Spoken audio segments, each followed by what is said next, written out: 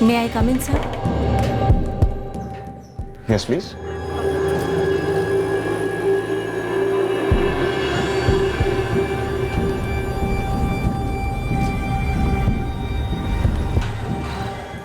आप मुझे शहर के बाहर मिलिए, कोई अच्छी सी जगह फिक्स कर दूंगा। उसके बाद आराम से बैठकर सारी बातें करेंगे।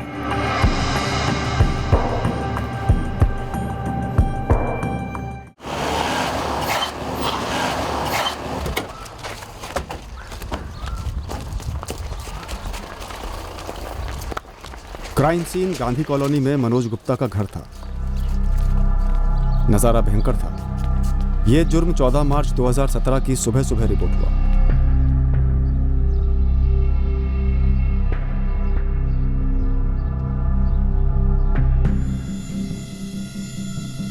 लाशों के पास बैठकर जो आदमी रो रहा था, हमें पता चलने वाला था कि यह कत्ल हुए आदमी का छोटा भाई था। जाहिर तौर पर यह एक ट्रिपल मर्डर का केस लग रहा था, पर बहुत जल्द हमें पता चलने वाला था कि इन 3 लाशों के अलावा एक चौथी लाश भी बिछाई गई थी। उस चौथे कत्ल तक पहुंचने का रास्ता लंबा होने वाला था।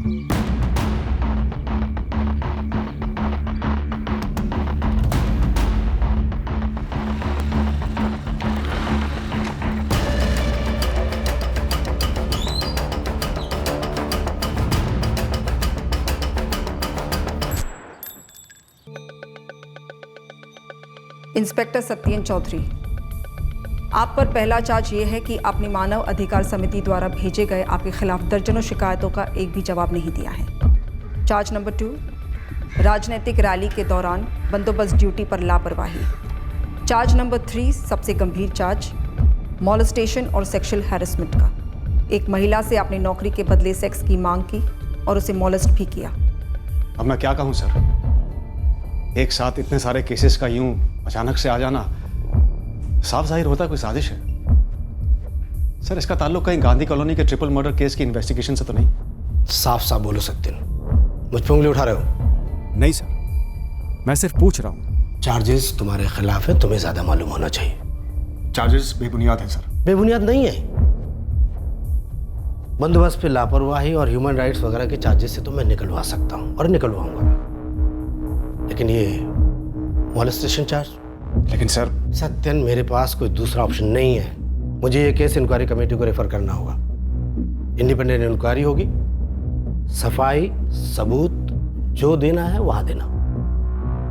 इस पेचीदा ट्रिपल मर्डर केस के इन्वेस्टिगेशन के बीचों बीच मुझ पर अचानक से हुए इन आरोपों की बौछार के खिलाफ मुझे खुद अपना बचाव पेश करना था। जहां तक ह्यूमन राइट्स कमीशन के भेजे गए लेटर्स का सवाल है, तो मैं कहना चाहूंगा कि हर दूसरे संदिग्ध का परिवार यह ह्यूमन राइट्स वाला पैंतरा अपनाता है ताकि सस्पेक्ट्स को हमारी कस्टडी से अलग किया जा सके। संजय पुजारी, विनय पंडित, सनी अरोरा और 10 के से 3rd डिग्री और टॉर्चर के कंप्लेंट्स हैं। आपने इनमें से एक भी कंप्लेंट का जवाब देना अपनी ड्यूटी नहीं समझी? मेरी ड्यूटी है जुर्मों की इन्वेस्टिगेशन करना। जवाब देने का मुझे टाइम नहीं मिला, और वैसे भी एक स्टैंडर्ड फॉर्मेट होता है इन शिकायतों का। आप में अहंकार झलक रहा है इंस्पेक्टर सत्येन चौधरी। आपको दिए गए सरकारी पावर्स को जिम्मेदारी के साथ निभाने के बजाय आपने उसका गलत इस्तेमाल किया है। सॉरी सर, मुझे ऐसा नहीं लगता। चार्ज नंबर 2, आपके नाक के नीचे कोई अज्ञात टेम्पो पार्क कर गया रैली की उसी लेन पर जिस पर से पूरे स्टेट के बड़े बड़े लीडर्स का काफिला गुजरने वाला था। आपके स्टेटमेंट में आप कहते हैं मैंने पूरा इलाका 3 बार स्कैन किया था।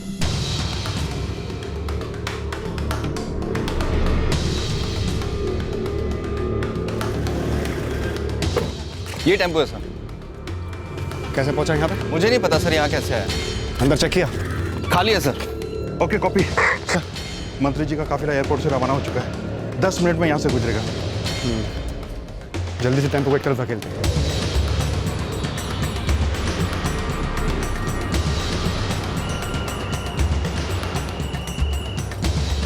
Pilot vehicle Bhavani Chowk cross कर गई है, मैदान मोड़ की तरफ आ रही है। टेम्पो वहां कैसे पहुंचा सर, किसी को कुछ पता नहीं है। लेकिन एक बात तय है कि हमने उसकी वजह से रैली या कॉन्वॉय में कोई भी अड़चन नहीं आने दी। पर आपने 3 बार स्कैन किया था अपना इलाका। कुछ भी हो सकता था। हाँ, लेकिन कुछ हुआ तो नहीं। पर हो तो सकता था ना। हाँ, हो सकता था, हमारी गलती थी, मैं कबूल करता हूं। Charge 3, molestation. उस औरत को आपने आपके थाने बुलाया? कहीं उस औरत का नाम शिवानी तो नहीं? नाम क्यों चाहिए? ताकि आप जाके उस कंप्लेनेंट को धमका सके।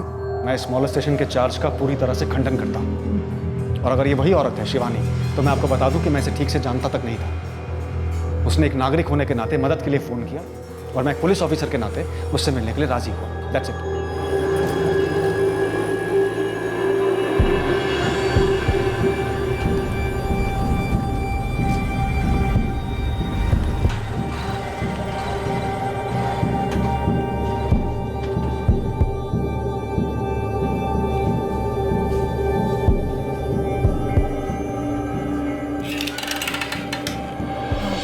मे आई कम इन सर? Yes please. कंप्लेनेंट की स्टेटमेंट है हमारे पास। आपने उसे अपने कैबिन में बुलाया, अश्लील प्रस्ताव रखा और उसे गलत तरीके से छुआ। शुरुआत तो करनी पड़ती है। आप बातें किए जा रहे थे, वो अनकंफर्टेबल हो रही थी, फिर भी आप रुके नहीं और उसके बाद गलत तरीके से उसे छुआ। उस औरत को नौकरी दिलाने का लालच देकर उसके सामने शर्तें रखी। उस औरत के शब्दों में उससे सेक्सुअल फेवर मांगा। आप मुझे शहर के बाहर मिलिए, कोई अच्छी सी जगह फिक्स कर दूंगा। उसके बाद आराम से बैठकर सारी बातें करेंगे।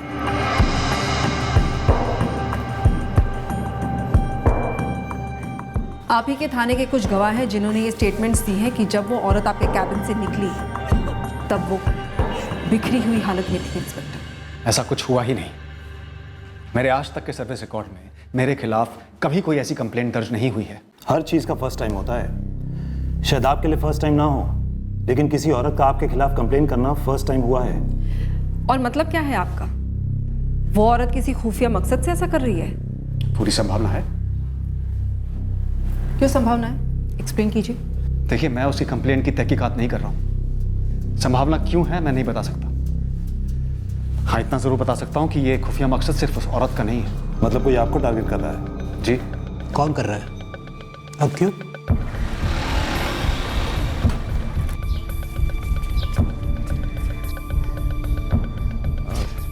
खबर है सर, आपका ट्रांसफर हो रहा है। क्यों? चार्जेस बहुत गंभीर है सत्यन, खासकर मोलेस्टेशन वाला चार्ज। रक्षक भक्षक नहीं बन सकता। मुझे टारगेट किया जा रहा है सर। कौन कर रहा है तुम्हें टारगेट? वो अभी मुझे मालूम नहीं है सर, लेकिन कुछ तो है। सत्यन, तुम्हारे ट्रांसफर ऑर्डर्स तो डिस्पैच हो चुके हैं, पर चार्जेस खारिज नहीं हुए। इंक्वायरी तो फेस करनी होगी। नितिन, क्या इस सब का ताल्लुक गांधी कॉलोनी के मर्डर से? क्या हम मुजरिम को पकड़ने के लिए सही दिशा में इन्वेस्टिगेट कर रहे थे? पता नहीं सर। सर, क्या ये शरद गुप्ता वाकई में इतना मासूम है जितना ये पेश आ रहा है? हमको कुछ सूझ नहीं रहा है। हम रोज की तरह सुबह 6:30 बजे आज उठे। हर रोज भाभी पहले सुबह उठकर चाय बनाती थी सबके लिए, पर जब आज हम चाय के लिए किचन में गए तो ना ही तो भाभी वहां पे थी और ना ही चाय बनी थी। अब हमको लगा कि शायद दूध फट गया होगा या खत्म हो गया होगा तो लेने गई हैं, लेकिन जब हम बाहर जाके देखा तो दरवाज़ा अंदर से बंद था, तो सोचा कि शायद सो रही होंगी। हमको लगा कि लेट सोए होंगे। तुम्हारी अपनी माँ से कोई बात नहीं हुई? सर, मम्मी कमरे में ही रहती है, वो ठीक से चल फिर नहीं सकती, पर हम गए थे उनसे पूछने उनके कमरे में। वाह, भाभी अभी तक नीचे नहीं आई है या आकर वापस चली गई है छत पर? पता नहीं बेटा, हमको तो चाय नहीं दी अब तक। चलिए हम देखते हैं। अब हमको लगा कि एक बार छत पर जाकर देखा। इतने सालों में भाभी ने चाय के लिए कभी लेट नहीं किया सर।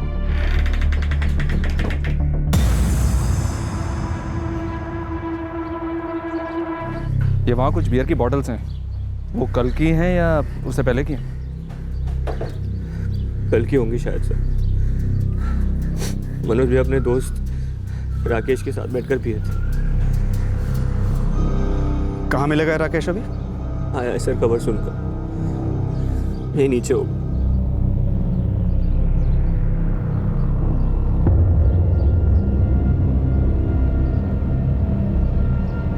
हम कुछ नहीं सुने बेटा। माँ जी, छत पे 3-3 लोगों के गले काटे गए। आपने आवाज कैसे नहीं सुनी? रात को ठीक से सोते तक नहीं, उठते रहते। कोई आवाज हुई होती तो जरूर सुनते। शरद का आवाज लगाते कि देख बेटा क्या शोर हो रहा है। हम शाम के 7:30 बजे के लगभग यहाँ पे आए थे बियर लेके मनोज का बर्थडे मनाने। अब मनोज भी उसी वक्त लौटा था। अब इसके बाद हम सब लोग मिलके केक काटे।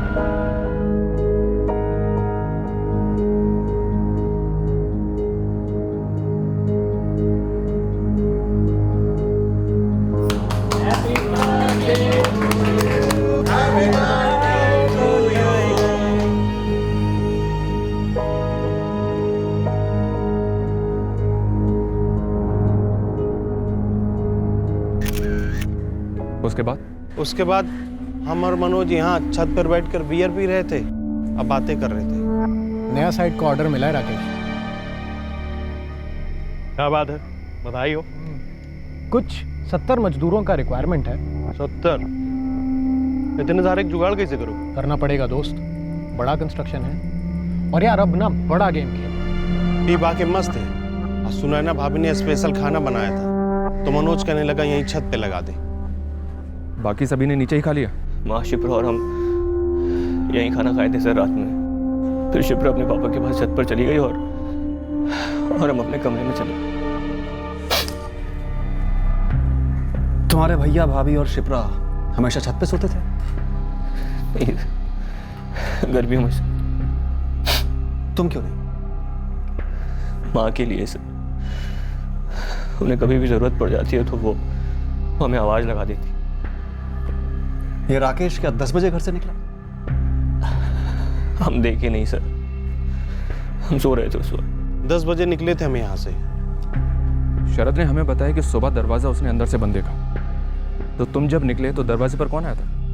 मेरा मतलब कुंडी अंदर से किसने बंद की थी? ऊपर शिप्रा सो गई थी, अब मनोज बिस्तर लगा रहा था, तो हमको नीचे छोड़ने सुनैना भाभी आई थी। अरे बर्थडे बॉय रहने दीजिए, हम आके करते हैं ये सब। अरे नहीं, हम कर लेंगे ना।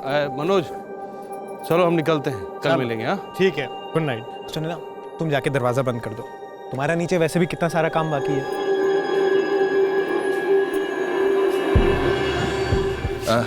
गुड नाइट रात के।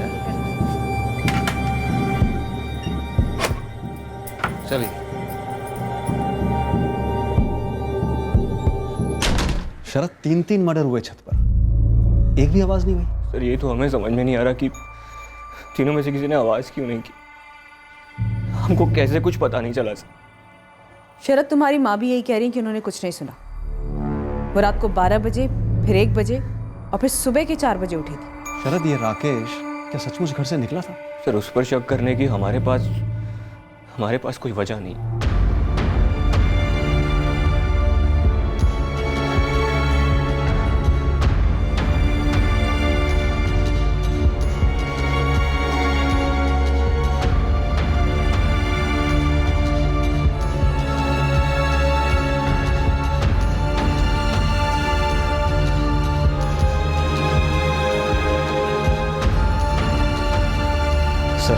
ऊपर आसानी से चढ़ सकता है कोई भी। पर 3 लोगों को मारा है तो हमलावर 1 से ज्यादा होंगे ही होंगे, पक्का। 3 विक्टिम्स, 1 से ज्यादा हमलावर और कोई आवाज नहीं। मैडम हम गहरी नींद में थे, लेकिन एक बात हजम नहीं होती, तीनों में से किसी ने भी आवाज नहीं की। मैडम वो मनोज का दोस्त है ना राकेश, हम सुन रहे थे जब वो इंस्पेक्टर साहब से बात कर रहा था। वो कह रहा था कि 10 बजे घर से निकल गया। हमका नहीं लगता। आप राकेश को जानते हैं? राकेश और मनोज का कोई मसला था क्या, या कोई घरेलू मामला? दोनों भाइयों मनोज और शरद के बीच में कोई अनबन? अब घर में तो सब कुछ ठीक ठाक ही लगता था। हाँ मैडम, और वो मनोज बहुत मेहनती आदमी था, लेबर कॉन्ट्रैक्टर का काम सीख कर अपने बल पर ऊपर आया था। और शरद? वो मनोज का धंधे में हाथ बटाता था। ये लोग बहुत सालों से यहाँ रहते हैं। और जब मनोज और शरद के पिताजी उन्हें छोड़कर चले गए, तब मनोज ने बहुत अच्छे से परिवार को संभाला। क्यों चले गए उसके पिताजी? बहुत सालों पहले की बात है मैडम, लगभग 18 साल। शशिकांत जी नाम है उनका। उन्होंने दूसरी शादी कर ली थी। अब कहाँ है वो? यहीं मानसीगंज में ही रहते हैं। शरद के पास होगा उनका एड्रेस।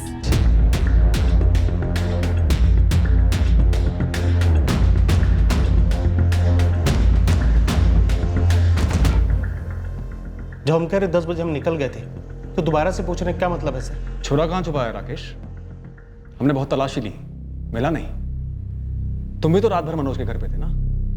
सुबह कितने बजे निकले वहां से? आप जाके हमारे घर वालों से जाके पूछ लीजिए कि हम कितने बजे जाके सो गए थे। वो तो हम पूछेंगे ही। तुम सिर्फ इतना बताओ कि तुमने मनोज, सुनैना और शिप्रा को क्यों मारा? अरे हमने नहीं मारा उन्हें सर। मनोज हमारा दोस्त था, 10 साल से हमारा उसका दोस्ती था। हम उसको मजदूर ला के देते थे, वो हमको कमीशन देता था। सुनैना के साथ कोई चक्कर? छी, क्या बात कर रहे हैं सर? आवाज क्यों नहीं सुनी मतलब? अब इसका क्या जवाब दें हम आपको? शरद, तुमने कहा कि मेन डोर अंदर से बंद था, तो जाहिर सी बात है हमलावर बाहर से ही छत पर आए होंगे, है ना? सर हमको कैसे बताओ? या किसी ने घर का दरवाजा खोलकर उन्हें अंदर लिया? हमको कैसे पता होगा सर? राकेश घर पर ही था ना?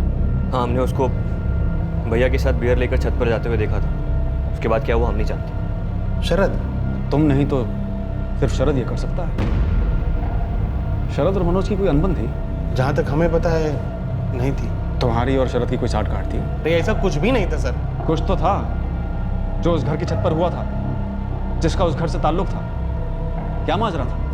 हाँ, हमारा आधा परिवार खत्म हो गया है और आप हम पर शक करे जा रहे हैं। कातिल को पता था कि तीनों छत पर सोते हैं। अब ये बात या तो सिर्फ तुम्हें पता है या राकेश को पता है। हमने आपसे कहा, मैं राकेश पर शक नहीं है। तो फिर कौन हो सकता है जिसकी मनोज, उसकी पत्नी और उसकी छोटी सी बच्ची से इतनी भयंकर दुश्मनी थी? हमको सच में कुछ नहीं मालूम है सर। पापा के छोड़ के जाने के बाद हम दोनों भाइयों ने माँ को संभाला। इतनी मेहनत से उन्होंने ये सब कारोबार खड़ा किया था। क्या कुछ नहीं सिखाया उन्होंने हमें, हमें नई दिशा दी उन्होंने। और आप हम पर ही शक किए जा रहे हैं बार बार। हमको क्या मिलेगा सर उनका कत्ल कर कर? देखिए माँ जी, अब डरिए मत, बेझिझक बोलिए। क्या आपको किसी ने कुछ कहने से मना किया है या धमकाया है? शरद ने कोई कसम दी है? मनोज, सुनैना और शिप्रा, इन तीनों के सो जाने के बाद क्या शरद रात को उठा था, वो छत पे गया था? आपने कुछ ऐसा देखा या फिर कुछ भी सुना? क्या राकेश रात को वाकई निकला था घर से?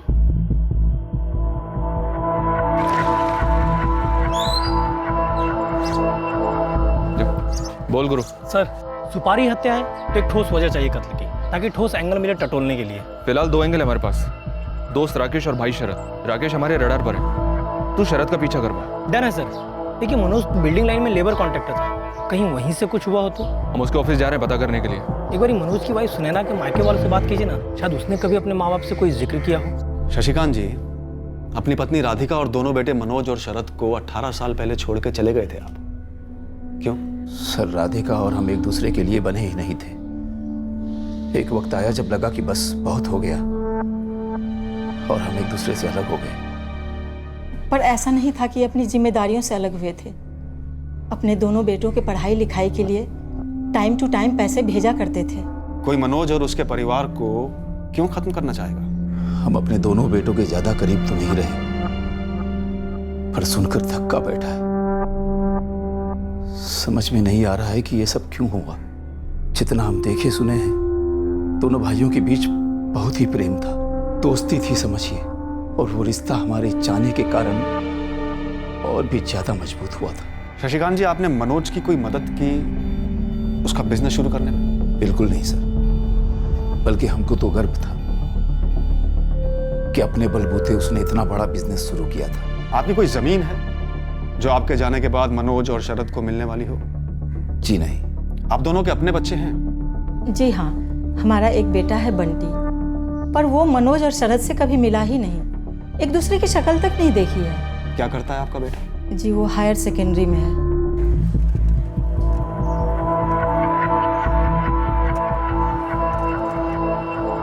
बंटी के पास फोन है? हाँ है। क्यों? हमारे बेटे को इसमें क्यों घसीट रहे हैं? हम बता चुके हैं, हमारा इस मामले से दूर दूर तक कोई वास्ता नहीं है। किरण जी, मैं ब्लेम नहीं कर रहा हूँ, कोई आरोप नहीं लगा रहा हूँ, मैंने सिर्फ पूछा। इतने सालों में मनोज भाई का किसी से कोई पंगा नहीं हुआ। सोना थे वो आदमी सोना। आप चाहें तो किसी से भी पूछ सकते हैं। तो क्या राजदीप पंगा दोनों भाइयों के बीच में था? अरे नहीं मैडम, काम के वक्त तो ऐसा कभी नहीं दिखा, बल्कि शरद तो मनोज भाई की चुपचाप सुनता था। चुपचाप माने वो बड़े थे और सारा धंधा उन्होंने ही सेट किया था। अच्छा, ये मजदूरों के सप्लाई में तो काफी कंपटीशन होता है। अरे पूछिए मत मैडम, बहुत झिकझिक। मैं पूछ रही हूँ, इस लाइन में जहाँ इतना कंपटीशन होता है, किसी से कोई पंगा ना होना ये सोचना थोड़ा मुश्किल लगता है। तो क्या किसी पार्टी से या किसी मजदूर से कभी कोई पंगा हुआ होगा, मनोज का या फिर शरद का? वही तो खासियत थी मनोज भाई की, सारा हिसाब किताब लेन देन एकदम क्लीन। कुछ तो कारण होना चाहिए। मनोज से कोई नाराज था क्या? समझ ही नहीं आ रहा है मैडम, वो भी देखिए ना, बर्थडे वाले दिन ही।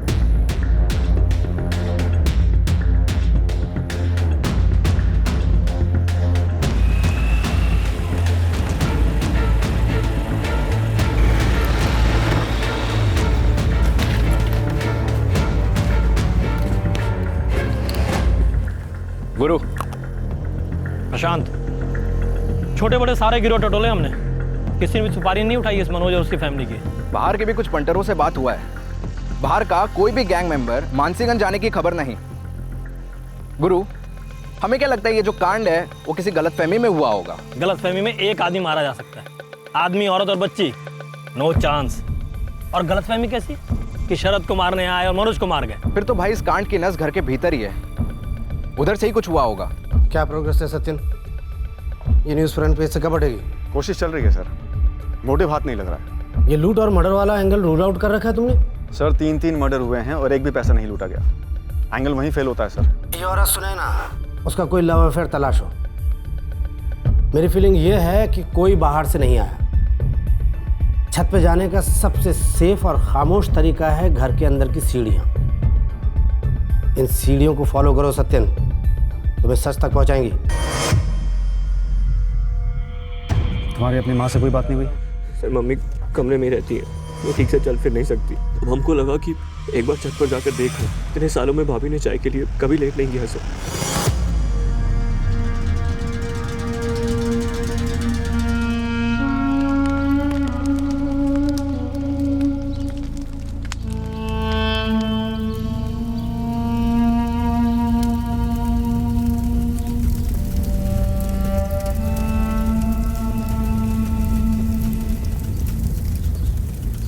इस केस में अभी तक कोई मकसद सामने नहीं आया था। कुछ तो ऐसा जरूर था जो हमें बताया नहीं गया था या हमसे पूछना रह गया था।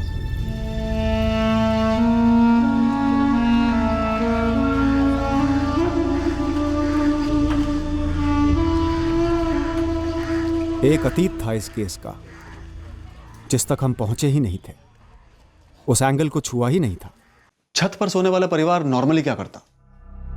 बाहर से दरवाजा बंद करता। सर हमारे घर में तो बंद कर दिया जाता है क्योंकि हवा चलती है, दरवाजा दीवार से टकराता है जिसकी वजह से डिस्टरबेंस होती है। और अगर पूरी फैमिली अंदर सोती हो तो जाहिर सी बात है सर, टेरेस का दरवाजा अंदर से बंद किया जाएगा सेफ्टी के लिए, ताकि कोई टेरेस के जरिए घर के अंदर ना आ पाए। लेकिन यहां पूरी फैमिली अंदर नहीं सोई थी। मनोज, सुनैना और शिप्रा छत पर सोए थे और शरद ने हमें बताया कि सुबह जब वो टेरेस पे गया तो उसने दरवाजा खोला था, यानी कि दरवाजा बाहर की तरफ से बंद नहीं था। सर कुंडी उंडी तो तोड़ी नहीं गई, वो मैंने चेक किया था। मनोज या सुनैना ने अगर टेरेस का दरवाजा बाहर की तरफ से बंद नहीं किया तो या तो उस रात हवा बिल्कुल चली नहीं जिससे कि दरवाजा दीवार से टकराया नहीं और कोई आवाज नहीं हुई, या फिर उन्होंने दरवाजा बंद किया होगा और हुआ कुछ और होगा। मतलब सर ये सारा कुछ एक दिखावा है, दरवाजा खोला गया मर्डर करने के लिए। लगता है सर टारगेट सिर्फ मनोज का होगा। हो सकता है कि प्लान ये था सर कि इसे एक ऐसा मर्डर दिखाया जाए जैसे इसमें कुछ और भी शामिल है, पर उतने में ही बच्ची उड़ गई होगी। और सुनैना को क्यों मार दिया गया होगा? सब शायद दरवाजा सुनैना ने खोला होगा, शायद सुनैना इस साजिश में शामिल थी। बीच में बच्ची जग गई जिसकी वजह से हमलावरों ने कोलैटरली माँ और बेटी दोनों को मार डाला ताकि गवाह ना बचे। अगर हम इस थ्योरी से आगे बढ़े तो सुनैना ने दरवाजा या तो राकेश के लिए खोला होगा जो घर में ही कहीं छुपा बैठा होगा,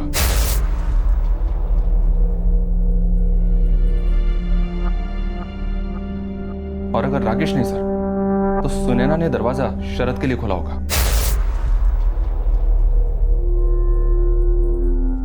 ये शरद और राकेश दोनों से सख्ती से पूछताछ करनी होगी। सख्ती से पूछताछ आपकी परिभाषा में 3rd डिग्री होती है, राइट? केस में ब्रेक थ्रू नहीं मिलता तो तुरंत संदिग्धों को टॉर्चर करना शुरू कर दो। कोई भी संदिग्ध दोषी हो तो सिर्फ बातों से अपना जुर्म कबूल नहीं करता, और सख्ती से पूछताछ का मतलब हमेशा 3rd डिग्री नहीं होता। और आपके केस में तो दोनों एक ही मालूम होता है, क्योंकि शरद गुप्ता और राकेश यादव के अलावा एक लंबी लिस्ट है जो आपके सख्ती का अनुभव कर चुके हैं। मैं एक सवाल पूछ सकता हूं आप लोगों से? या श्योर। पूछिए इंस्पेक्टर, क्या सवाल है आपका? हमें इत्मीनान था कि इस ट्रिपल मर्डर में या शरद का हाथ है या राकेश का, पर सख्ती से पूछताछ के दौरान हमें एक नई लीड मिली। सर आप हम ही से बार बार पूछे। पर अब मुश्किल ये थी कि क्या ये एक लीड थी या हमें गुमराह करने का पैंतरा। हाँ, हम जब सुबह छत पर गए तो दरवाजा छत की तरफ से खुला हुआ था सर। ठीक से याद करो शरद, दरवाजा खुला था? सर हमको बिल्कुल याद है, दरवाजा खुला था। सुनैना या मनोज कभी छत के बाहर की तरफ से कुंडी नहीं लगाते थे? ये हम नहीं जानते हैं, और हम आज तक ऐसे कभी गए नहीं छत पर, लेकिन उस दिन गए तो दरवाजा खुला हुआ था, बस अब हमको इतना ही पता है। अब वो क्या करते थे तो वही बता पाते सर। अब वो तो है नहीं बताने के लिए, तो तुम उन पर धकेल रहे हो। और आप हम पर ढकेल रहे हैं क्योंकि आप लोगों को कातिल नहीं मिल रहे हैं। कौन है ये कातिल शरद? कोई तुम्हारे भाई को क्यों निशाना बनाना चाहेगा? सर हम आपको 1000 बार बता चुके हैं, हमको नहीं पता है। 15 मिनट की दूरी पर है हमारा घर मनोज के घर से। 10 बजे निकले, पैदल घर पहुंच गए। हमको रास्ते में कोई नहीं मिला, इसमें हमारी गलती है। हमारे माँ बाप ने आपको सब कुछ सच सच बता दिया कि हम 10:15 बजे पहुंच गए थे। आप लोग उस बात को नहीं मानते हैं, इसमें भी हमारी गलती है। हमने उस दिन बियर पिया था, इसमें भी हमारी ही गलती है। और हम घर जाके चुपचाप सो गए थे, इसमें भी हमारी गलती है। गलती नहीं राकेश, गुनाह, जुर्म, मनोज को मारने का जुर्म। सुनैना ने और तुमने जो प्लान बनाया था, उस प्लान में बच्ची को मारना शामिल नहीं था, क्योंकि बच्ची को मार दिया इसलिए सुनैना को तुमसे जिंदा रखा नहीं गया, इसलिए तुमने उसे भी मार दिया। आप पुलिस वाले नहीं होते ना, और ऐसे हमसे कोई घटिया बात करता तो। मैं हूं पुलिस वाला और तुम आरोपी हो। अब बोलो, चुरा कहां से खरीदा था और उसे कहां ठिकाने लगाया? कभी कहते हैं हमने मारा है, कभी कहते हैं शरद ने मारा है, और सच ये है कि हमने नहीं मारा, और शरद के बारे में हमको कुछ नहीं पता है। नहीं मैडम, हमारे बिटिया ने कभी मनोज की कोई शिकायत नहीं की। क्या सुनैना ने बात बात में भी कभी आप लोगों से कोई जिक्र किया पति पत्नी के झगड़े के बारे में या किसी दूसरी औरत के बारे में? एक बार भी नहीं बोला, हमेशा खुश दिखती, मुस्कुराती। और सुनैना, क्या शादी से पहले सुनैना का कोई लव अफेयर था? अरे ये कैसी बात करी है मैडम आप? एक काम कीजिए, आप हम पर डंडे बरसा लीजिए, लेकिन बार बार हमसे घटिया सवाल मत पूछिए प्लीज। सुनैना भाभी, और सर आपको गिननी आती सब पूछते हो? हम हर कारण को टटोलेंगे, सवाल होंगे शरद। ये कत्ल घर के अंदर से हुआ है, और घर के अंदर सिर्फ तुम और तुम्हारी मां मौजूद थे। वैसे तुम्हारी माताजी कोई खास कोऑपरेट कर नहीं रही, कोई भी सवाल पूछो बस खामोश रहती है। क्योंकि उन्होंने भी कुछ नहीं सुना, जैसे कि हमने नहीं सुना था, और जब वो आपको बता रही थी आप सुन नहीं रहे थे। हम सब कुछ सुनते देखते हैं शरद, और इस वक्त ये देख रहे हैं कि मनोज का पूरा बिजनेस जूं का दूध तुम्हारा हो चुका है। सर कैसी वाहियात बात कर रहे हैं आप? मनोज भैया का लेबर सप्लाई का बिजनेस उन्होंने अपने बलबूते पर खड़ा किया था, और हम शुरू से ही उनके अंडर काम करते थे। जो भी वो प्यार से देते थे हम ले लेते थे खुशी खुशी। और रही बात उनके प्रॉपर्टी के बिजनेस की, उसमें वो हमें कोई काम नहीं कराते थे, लेकिन उसमें से भी हमें वो हिस्सा दिया करते थे। इतना प्यार था हम दोनों के बीच में। प्रॉपर्टी का बिजनेस? मनोज का प्रॉपर्टी का बिजनेस भी था? साइड बिजनेस था उनका। तो कभी किसी डील में किसी से कोई झगड़ा हुआ हो? सर हम आपसे कह चुके हैं, हमें कुछ नहीं पता है। आप जाके उनके पार्टनर से पूछिए ना। साइड बिजनेस में पार्टनर्स कौन है? बालकृष्ण शुक्ला और देव कुमार सरोज हैं। तो ये बालकृष्ण शुक्ला और देव कुमार सरोज ये कहाँ मिलेंगे? यहीं मानसीगंज में? सर रहते वो चौरीपुर में है, पर मानसीगंज में आते जाते रहते हैं, इसके ज़्यादा हमें नहीं पता। राकेश को काफ़ी हिट दी सर, पर ये अपने स्टेटमेंट से टस से मस नहीं हो रहा। और सर सुनैना के पेरेंट्स से भी कुछ नहीं मिला, कहते हैं आदर्श पति पत्नी थे दोनों। सभी के फोन रिकॉर्ड से कुछ नहीं मिल रहा सर। सुनैना और मनोज, इन दोनों के बाहर किसी और के साथ अफेयर के आसार भी नजर नहीं आ रहे। और सर शरद और राकेश, इन दोनों के कभी भी किसी भी क्रिमिनल गैंग से कोई भी कनेक्शन नहीं रहा है। मनोज के पिता शशिकांत जी, उनका बेटा Bunty? Clean sir. Sorry sir, मेरी तरफ से भी जीरो है। हिस्ट्री शीटर में से कुछ नहीं है, जेलों से भी कोई खबर नहीं है, और ना ही सामने कोई मोटिव दिख रहा है मर्डर का। बालकृष्ण शुक्ला और देव कुमार सरोज, मनोज के प्रॉपर्टी बिजनेस में पार्टनर्स, दोनों को हाजिर करो। और गुरु, इन दोनों का पूरा बैकग्राउंड और इनके इस पार्टनरशिप का सारा कच्चा चिट्ठा जल्द से जल्द चाहिए। कहीं इस प्रॉपर्टी बिजनेस में तो इन मर्डर्स का मोटिव नहीं छुपा है?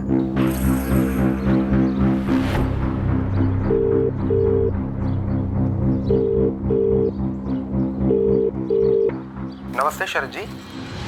हाँ नमस्ते राज जी। अच्छा सुनो, हम कुछ दिनों तक ऑफिस नहीं आएंगे तो तुम संभाल लेना। ठीक है शरद जी, मैं सब संभाल लूंगा।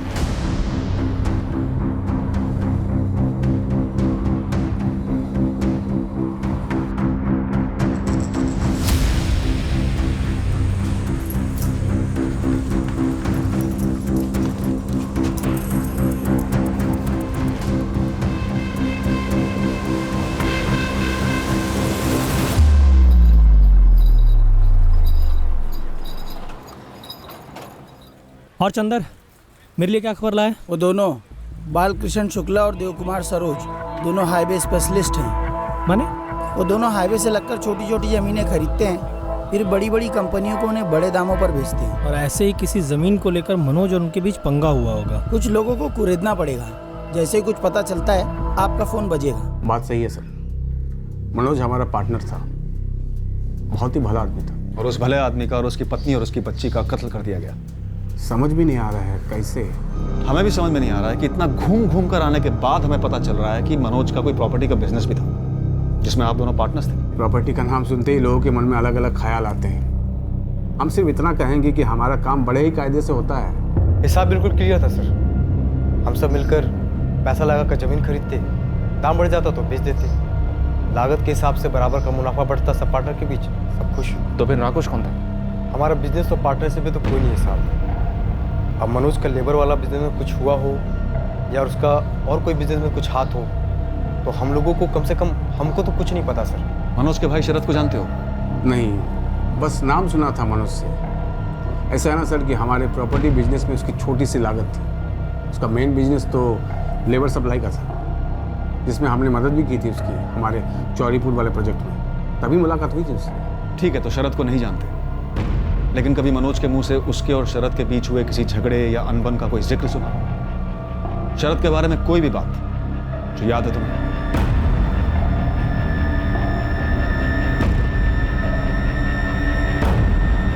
जी नहीं सर, मनोज ने कभी हमसे जिक्र नहीं किया कि उसका उसके छोटे भाई शरद का कुछ झगड़ा उड़ा हुआ है या कोई अनबन है बीच में।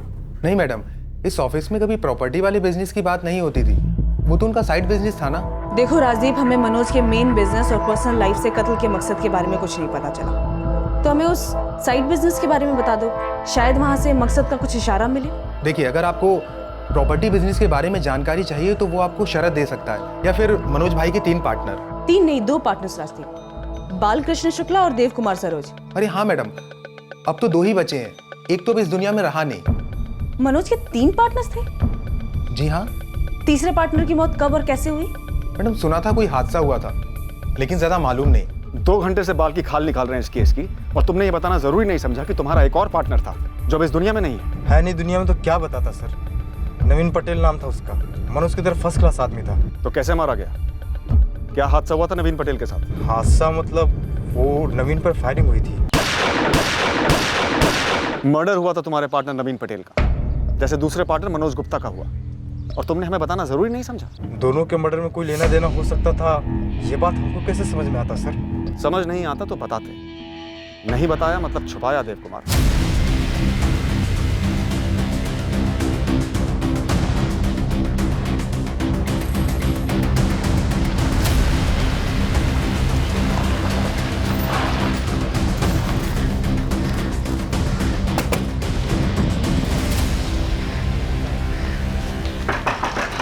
अब मनोज और उनके परिवार को मार डाला गया, तब जाके आप लोग हमारे पति के बारे में पूछ रहे? खुलेआम घूम रहे हैं उनके कातिल आप लोगों की छत्र छाया में। कौन है उनके कातिल? और कौन? वही तीनों, देव कुमार, बालकृष्ण और मनोज। कहने को तो तीनों पार्टनर्स, इन जान ही ले ली उनकी जमीन के पीछे। क्या कहा था आप लोगों ने हमसे? यही ना कि इन तीनों का हाथ नहीं है हमारे पति के कत्ल में। कुछ नहीं किया आप लोगों ने, कुछ नहीं किया हमें न्याय दिलाने के लिए। सर, अब तो कोई डाउट नहीं है, कि दोनों केसेस एक दूसरे से जुड़े हुए हैं। पेचीदा केस है। यहां संगीता पटेल ने अपने पति नवीन पटेल के मर्डर में मनोज गुप्ता की भी इन्वॉल्वमेंट बताई है। सर ये बिल्कुल सच है। नवीन की पत्नी ने मनोज गुप्ता का नाम लिया था, लेकिन इन तीनों बालकृष्ण शुक्ल, देव कुमार और मनोज गुप्ता, इन तीनों के खिलाफ हमारे पास कोई सबूत नहीं है। किस जमीन की बात करी थी नवीन की पत्नी? सर वो ऐसे ही जनरली बोली थी कि कोई जमीन का मसला है, तो हमने उससे कहा था कि कोई डिटेल दो, कागजात दिखाओ, पेपर्स दिखाओ, लेकिन वो इतनी बेहाल थी कि सिर्फ आरोप पे आरोप चिल्लाई जा रही थी। और इधर इन तीनों के खिलाफ हमारे हाथ कोई सबूत था ही नहीं। शूटर्स हाथ लगे? नहीं, अभी तक तो नहीं, छानबीन जारी है। दरअसल ये संगीता जो नवीन की पत्नी है, इसने उन लोगों को देखा तो था, लेकिन उनके चेहरे गमछे से ढके हुए थे और इसने उनकी गाड़ी का नंबर भी नोट नहीं किया था। और ये केस जब तक हमारे पास में आया तब तक इतनी देर हो चुकी थी कि नाकाबंदी करने का भी कोई मतलब नहीं था। तो सर उसके अलावा कोई संदेह उठाए होंगे आपने, सुपारी मार्केट से या हिस्ट्री शीटर से? हाँ बिल्कुल उठाए हैं, उनकी काफ़ी तुड़ाई भी हमने की, लेकिन अभी तक हमारे हाथ कुछ नहीं लगा। रुपये ने काम, हमारी जितनी भी तहकीकात तब तक की हुई है उसकी एक केस फाइल बनाकर मुझ तक पहुंचा दो। मुझे लगता है दोनों केसेस जुड़े हुए और हल भी साथ ही होगा।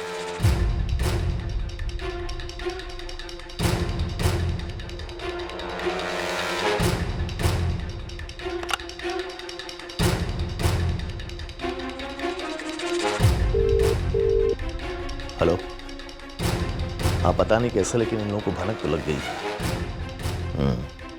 नहीं, कुछ गणित कर रहे हैं ये लोग। वर्षा, ये बालकृष्ण और देव कुमार जब मनोज के बारे में बात कर रहे थे तो बहुत आराम से बोले जा रहे थे। ना कोई झिझक, डर नाम की चीज नहीं, चेहरे पे कोई शिकन नहीं। और सर नवीन के मर्डर के बारे में भी बताना मिस कर गए। इतनी अहम बात नहीं बोली, अब इन्हें दोबारा बुलाकर सख्त पूछताछ करनी होगी। यस सर, वो गुरु भी एक खबर लेकर आए, पर पता नहीं वो इस केस से कितना ताल्लुक रखते हैं। सर ये टिप ना नवीन पटेल मर्डर केस की है ना ट्रिपल मर्डर केस की है। बोल तो गुरु। सर वो पार्टनर है ना बालकृष्ण शुक्ला। टिप क्या है गुरु? सर इस बालकृष्ण शुक्ला का 2 बाहुबलियों के साथ उठना बैठना है।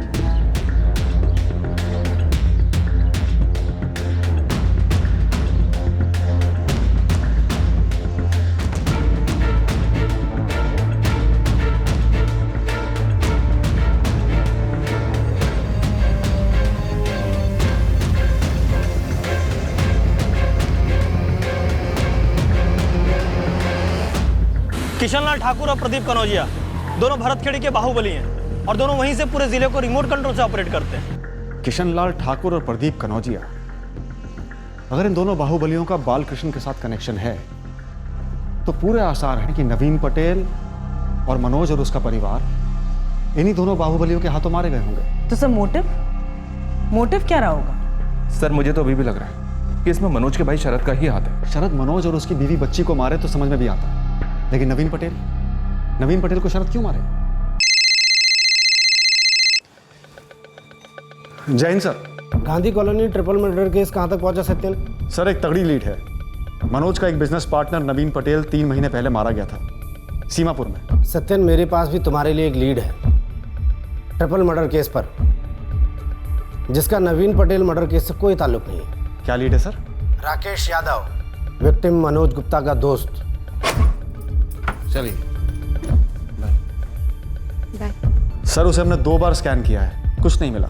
तुम एक बहुत अहम पॉइंट मिस कर रहे हो सत्यन, जो मेरे किसी सोर्स ने मुझे दिया है। क्या पॉइंट है सर? अफेयर में खटास आ गई थी। उठाओ, तोड़ो उसे। राकेश यादव के खिलाफ सबूत का एक तिनका नहीं था और उसके बावजूद आपने उसे टॉर्चर किया ताकि वो जुर्म कबूल करे जो शायद उसने किया ही नहीं था। राकेश यादव वो आखिरी इंसान था जो उस रात मनोज के साथ था, जिसके बाद मनोज और उसकी फैमिली का मर्डर हुआ। हमें तगड़ा शक था कि राकेश यादव ने उस रात घर छोड़ा ही नहीं। तगड़ा शक था तो आपने तगड़ा टॉर्चर किया। और तगड़ा शक बिना तगड़े एविडेंस के किस काम का? हाँ, अब मुझे मकसद समझ में आ रहा है। क्या कहने वाले हैं आप? हम सबका कोई खुफिया मकसद है? आपको हैरेस करना, आपको फंसाना? नहीं, मेरा वो मतलब नहीं था, लेकिन सच कहूं तो एक पॉइंट के बाद मुझे नहीं लगा था कि राकेश यादव गिल्टी है। उसके बाद भी इस हद तक सख्ती की आपने उसे अधमरा छोड़ दिया। और ये कोई ऐसा पहला केस नहीं है आपके खिलाफ, इंस्पेक्टर सत्यन चौधरी।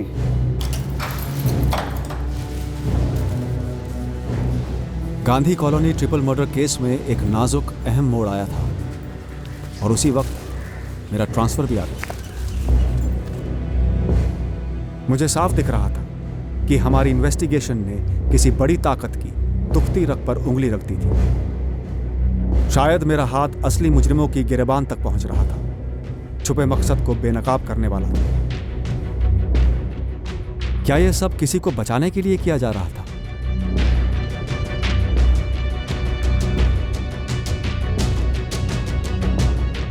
क्या यह सब इसलिए किया जा रहा था ताकि इन मर्डर्स के पीछे का असली मकसद कभी सामने ही ना आए?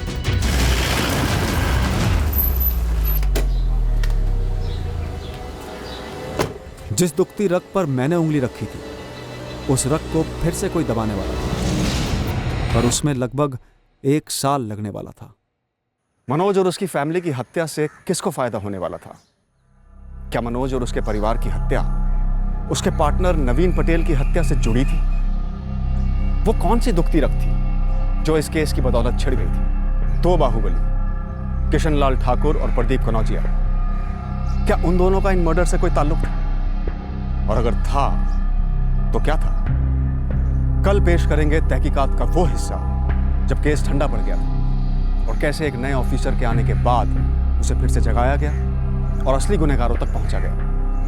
कल पता करेंगे मनोज और उसके परिवार की मौत का मकसद। क्राइम पेट्रोल सतर्क। जय हिंद।